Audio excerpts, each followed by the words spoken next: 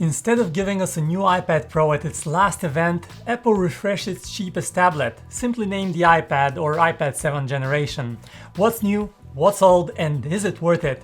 Let's take a look. The 7th gen iPad has a slight upgrade, which is immediately evident when you take the device for the first time. Its screen is slightly bigger, and this is one of two major upgrades that you should care for with this iPad.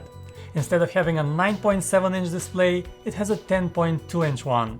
The difference doesn't sound huge, but it is noticeable. This change will affect you differently depending on whether or not you're looking for a big screen or a more compact experience with your tablet. The screen itself is not laminated like on the more expensive models, and it has no anti-glare protection. So it has this basic LCD look, with the screen panel looking like it's a bit sunken inside the iPad body. Its color calibration is pretty much on point though. Apple has always been great when it comes to image accuracy. Upon inspecting the new iPad's frame, we see the next major new feature, the magnetic smart connector here. This will allow you to connect the 7th generation iPad to an Apple Smart keyboard and achieve that quote-unquote laptop replacement form factor that was previously only possible on the more expensive iPads. And yes, it also has support for the 1st gen Apple Pencil, but not for the newer 2nd gen one. So this thing is slowly turning into a very affordable iPad Pro of sorts. One might wonder, how is it any different to its more expensive siblings? Well, let's take a look at what hasn't changed. If you take a look at the new iPad spec sheet, you'll notice that it's not that new on the inside. It is powered by the Apple A10 processor, which was also in last year's iPad 6th gen.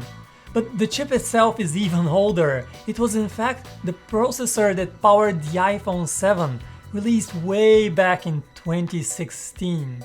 Sure, it's not bad. Apple's chips do have a lot more headroom than others and can perform well with iOS for years after their release.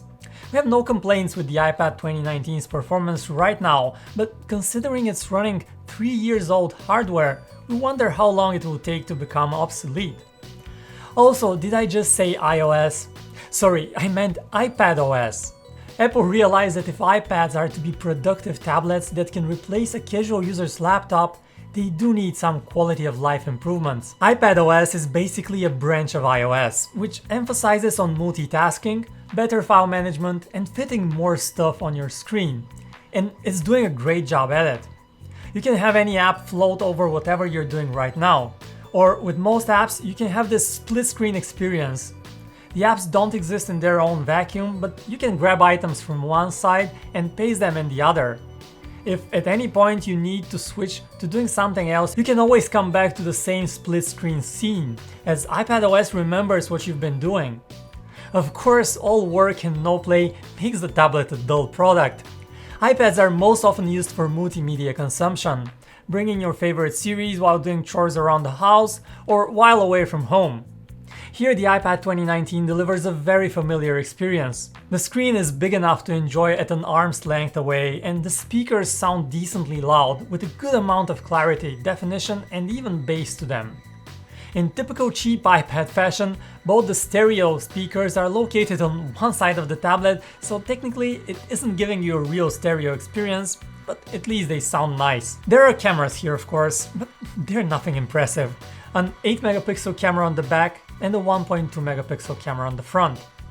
Basically they're there so you can have a FaceTime call or take a photo of something around you so you can quickly share it, but not to capture any memorabilia in great detail. And what about battery life? Unlike newer iPhones which Apple equipped with larger batteries, this new iPad has the same size battery as its predecessor, at exactly 8827 mAh. This is almost 3 times the size of a typical phone battery, but this tablet is also tasked with driving a lot more pixels. Since many people will be buying this one for gaming for themselves or their kids, we measured battery drain for 3D gaming. Games like Fortnite and Minecraft, and went from 100% to dead in a matter of about 6 hours and a half. In comparison, the iPhone 11 Pro Max lasts about 5 hours and 20 minutes on the same test, so you're getting slightly better battery life on the tablet. And that is about it. There isn't much to say about the new iPad, because well, it's an iPad. It lets you experience the full range of basic features of the iPad Pro at a fraction of the price. The iPad 2019 starts at $330 for the 32GB model. And really, 32GB is fine for a media machine and an internet browser, but if you intend to use the tablet for some productivity or gaming, you may find yourself running out of space real fast. You can get the 128GB model for $430, but at this point you're kind of entering the realm of the iPad Air, which has a better screen and a more powerful processor. So is the base iPad really worth considering? That's an open question, and unless you're on a really tight budget or don't intend to do anything serious with it, possibly.